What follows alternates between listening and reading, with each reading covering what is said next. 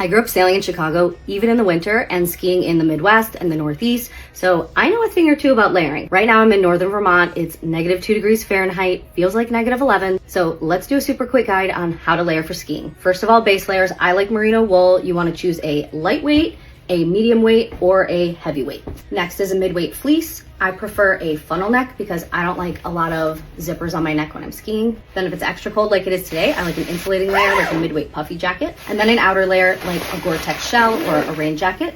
And some people like to wear an insulated shell when they're skiing. I prefer just a shell so I can control the layers underneath. Then on the bottom, you can do either a light, a medium, or a heavyweight merino wool base layer, or a Polartec legging that is a little thicker and fleece. And then for outer layers on the bottom, ski pants. So these are just regular ski pants. You can do bibs, you can do insulated or uninsulated. Because I ski in the Northeast and it's really cold most of the time, I like insulated.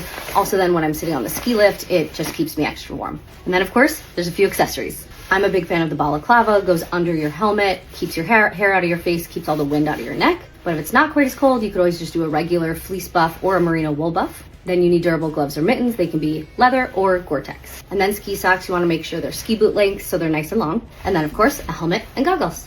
All right, I'm heading out skiing, so I'll put all my favorite brands in the comments and comment gear for a link to all my favorites.